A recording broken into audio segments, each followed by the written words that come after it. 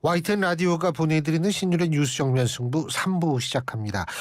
정면 인터뷰로 시작할 텐데요. 자, 오늘은 국민의힘 허은하 의원 직접 스튜디오에 모셨습니다. 어서 오십시오. 안녕하세요. 국민의힘의 허은하입니다. 예. 아유, 오늘 진짜 엄청 더워요. 네, 정말 덥더라고요. 이게 날씨도 지난주까지는 추웠는데 날씨도 좀 어수선해요. 예? 예상 못하는 날씨마저. 예, 모든 게 다 어수선해요. 근데 오늘 간호법 지정한 거부권 윤 대통령이 행사를 했는데 예상을 하셨습니까? 당내 분위기상? 네, 거부권 행사가 불가피할 것이다라는 예상을 했었습니다. 근데 이게 두 번째 거부권 행사이기 때문에 양곡법에 이어서 두 번째죠. 그래서 부담이 좀 있었던 것 같고, 그래서 대통령실에서 광범위한 의견 수렴 과정을 거치기는 한 것 같습니다. 그럼에도 불구하고 신중을 기한 끝에 이런 결과를 좀 낸 것이 아닌가 하는 생각이 드는데, 그럼에도 불구하고 국민들께서는 조금 우려하는 바는 있는 것 같습니다. 그렇죠. 근데 이제 중요한 거는 이게 좀 후폭풍이 이게 굉장히 거셀 수밖에 없는 상황이 아닌가. 지금 간호사 선생님들은 준법 투쟁을 하겠다 이거거든요. 그러니까 준법 투쟁이라 하면 그러니까 이 법적으로 간호사 업무에만 규정된 걸 딱 그것만 하겠다. 왜냐하면 지금 대형 병원 같은 데서 전문 간호사 선생님 같은 경우에는 실제적으로 이 상당히 중요한 역할을 하는데 이제 그런 것들도 딱 간호사 역할만 하겠다 이런 상황이고 좀 그런 것 같아요. 그래서 이 후폭풍도 잘 극복을 하는 것이 또 윤석열 정권의 중요한 시험대가 되지 않을까 이런 생각이 드는데요. 네, 그렇습니다. 우선 간혹의 반발은 사실 안타깝게 생각을 합니다. 그리고 그분들도 그럴 수밖에 없을 것이다라고 이해를 하고요. 다만 이게 간호사분들뿐만 아니라 또 다른 간호조무사라던가 요양보호사 예. 그리고 또 의사 전반적으로 이렇게 좀 약간 갈라치기 된 느낌이 드는 그런 법안이라서 그게 좀 안타깝다라는 생각이고요. 이게 끝이 아니라 기본적으로 현장 인력과 전문가의 목소리 더 청취해서 아마도 간호사분들께서는 이 법안이 통과가 되지 않는 부분에 대한 우려를 제일 많이 하시는 것 같거든요. 근데 조금 더 이 법안에 대한 타협점들을 찾아서 다시 좀 제정하고 법안을 좀 통과시킬 수 있도록 노력하는 것이 필요하지 않을까 하는 생각입니다. 저희 YTN 라디오가 지금 유튜브 설문조사, 이건 여론조사가 아닙니다. 과학적인 근거가 있는 건 아닌데 지금 현재까지는 6천여 분이 참여하셨는데 대부분 거부권 행사를 하지 말아야 한다는 의견이 좀 많은 것 같습니다. 자, 그리고 또 하나는 뭐냐면 지금 태영호 전 최고위원의 후임을 선출하기 위한 절차에 돌입을 했는데 우리 허은하 의원님께서는 최고위원 선거에 이게 나가지 않겠다. 선거는 선거죠. 추대가 아니죠. 그럼요. 예. 선거죠. 네, 선거입니다. 혼자 나오면 어떻게 해요, 근데? 혼자 나오시면 아마 그분 또 찬반 투표가 되겠죠. 근데 왜 이번에 생각이 없으셨던 거예요?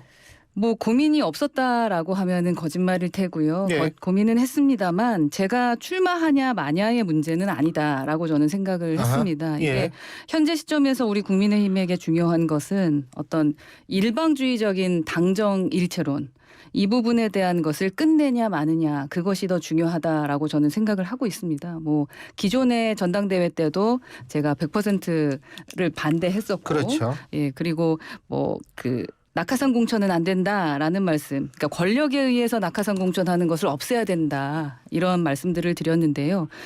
우리 당대표께서 당정 일체론에 대해서 나는 결별한다라고 말씀하지 않는 한, 그러한 힘이 지금 계속 발휘되고 있지 않습니까? 그러지 않는 한은 아무리 바른 소리 하고 또 어떻게든 바로 잡아보려고 해도 아무 소용이 없을 것 같다라고 저는 좀 생각하고 있습니다. 그래서 당이 좀 새롭게 다시 시작하려면은 당정일체론이라는 이 공식에 대한 종식 선언이 있어야 된다라고 생각하고 있습니다. 그렇게 되면은 국민의 생각에 더 가깝게 귀를 기울이게 될 거고, 그렇게 되면 사실 제가 꼭 나서지 않더라도 당 지도부가 국민 목소리를 따를 수밖에 없을 것이다라고 생각하고 있습니다.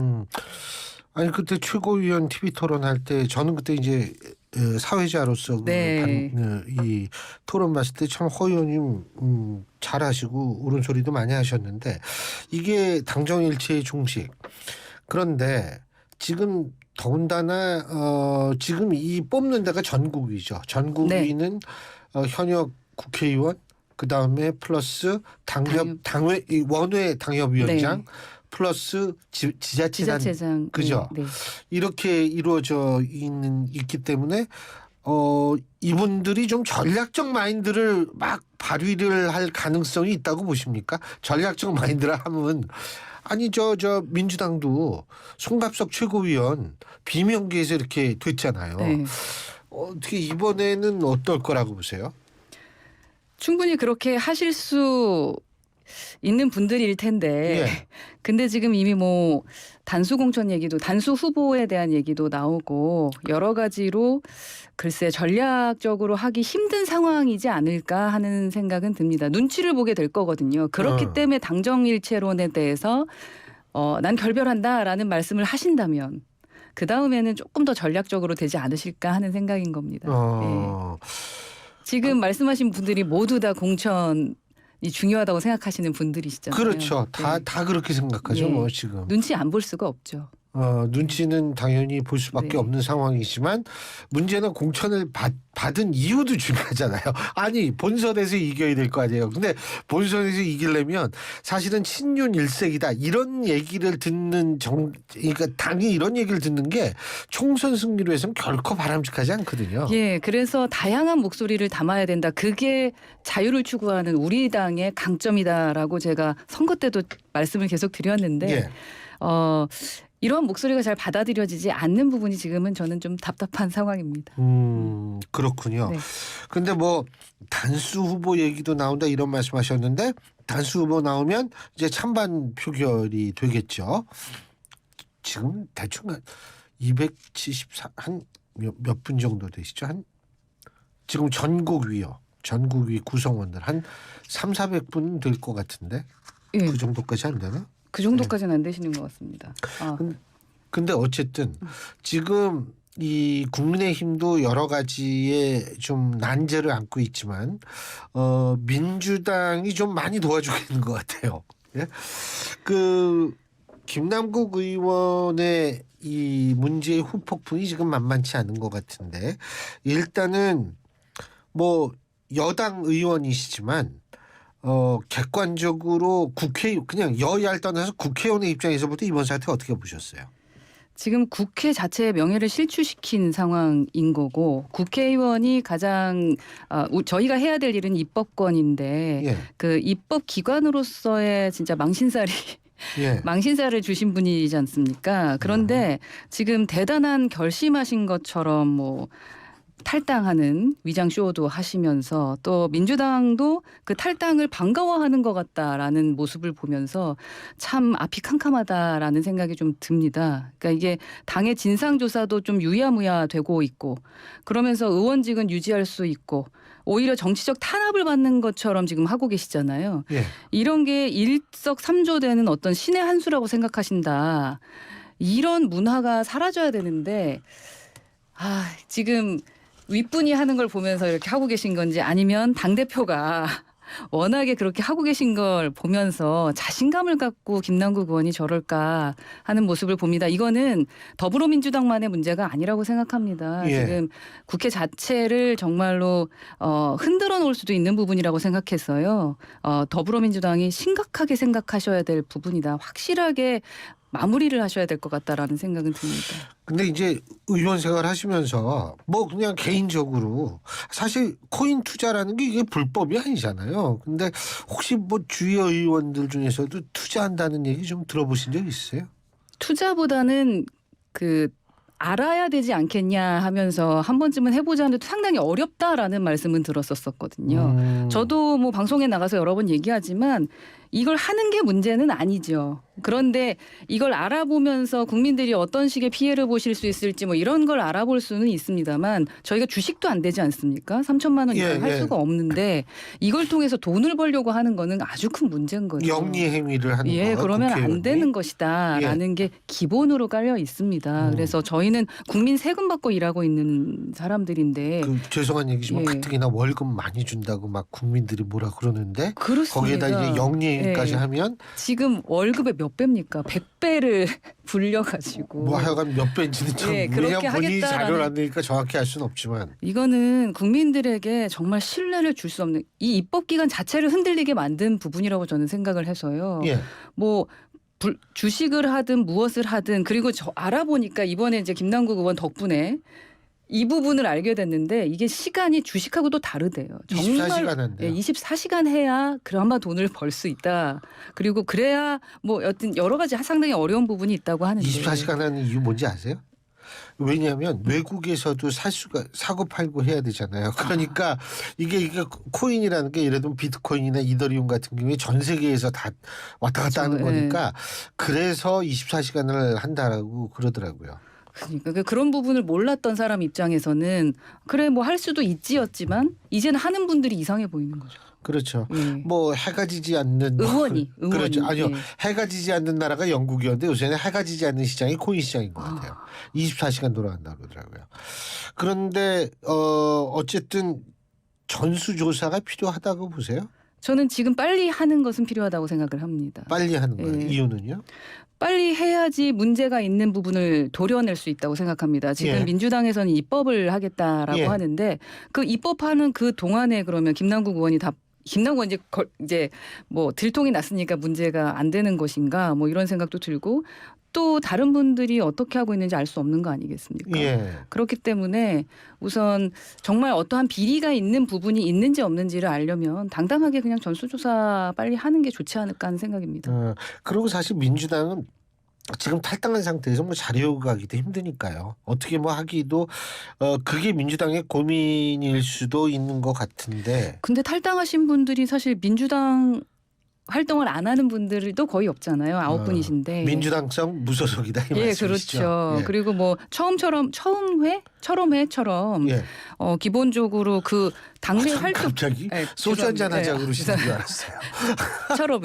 철험회라는 그 활동들을 계속 무소속 의원님들도 하셨거든요. 예. 그렇기 때문에 저분들이 진짜 민주당이 아닐까라는 말씀했고 그리고 모 의원님 같은 경우는 위장탈당이라는 말씀도 들었고 그래서 제가 옆에서 봤을 때 저분이 민주당이 아니라고 생각할 만한 분은 거의 없었습니다.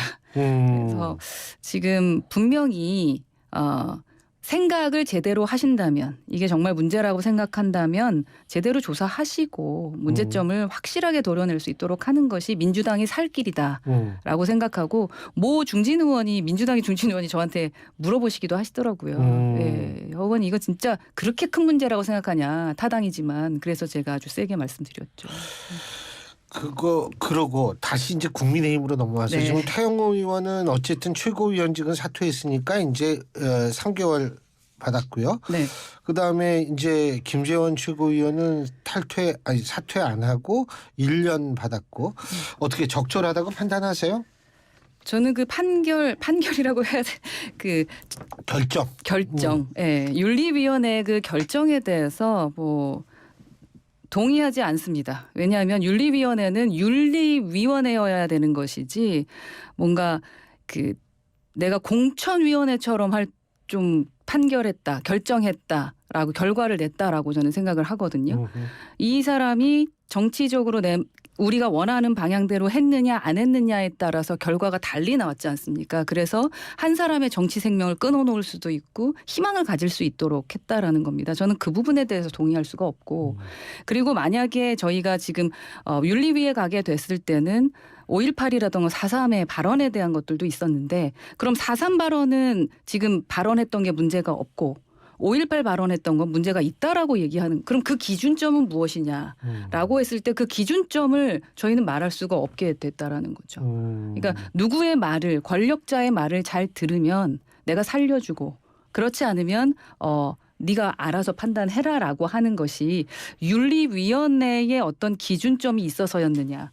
독립기관으로서 정말 자율성 있게 판단한 것이냐라는 것에 대해서 의구심을 가질 수밖에 없다라고 저는 생각합니다. 당당하게 밖에서 얘기할 수가 없게 결과를 냈다라고 저는 생각합니다. 지금 권력자 뭐 이런 말씀도 하셨는데 어쨌든 윤 대통령이 앞으로 4년 남았거든요. 그러면 또 총선이 정권 심판 구도로 가느냐 거대 야당 심판 구도로 가느냐 이것도 윤 대통령의 지지율이 상당히 영향을 미칠 수밖에 없고 그러면 윤 대통령이 앞으로 어떻게 해야지 좀 그 지지율을 유지할 거라고 생각하십니까? 좀 더 물론 더 올라가야죠 지금보다. 예. 이번에 1주년이 되면서 많은 분들이 정말 좋은 말씀들 많이 해주셨다고 예. 생각을 합니다. 잘한 것은 잘했다라고 생각하시면 더 잘하시면 될 테고 지금 지적하는 부분들이 우선은 소통 부분이지 않겠습니까? 예. 그리고 지금 그 소통 왜 우리가 용산으로 왔느냐에 대한 부분을 한 번 더 생각해 보시면서 예. 우리 윤 대통령에 대해서 기대했던 그 기대점 을 어떻게 국민께 만족시켜 드릴 수 있을지에 대해서 고민하시고 더 많이 설명해 주시고 그리고 국민들이 오해하지 않도록 하시는 데 집중을 하시는 것이 필요하다라고 저는 생각을 합니다. 예, 오해를 하지 않는다는 건 그러니까 본인의 뜻이 지금 잘 전달되지 않는다.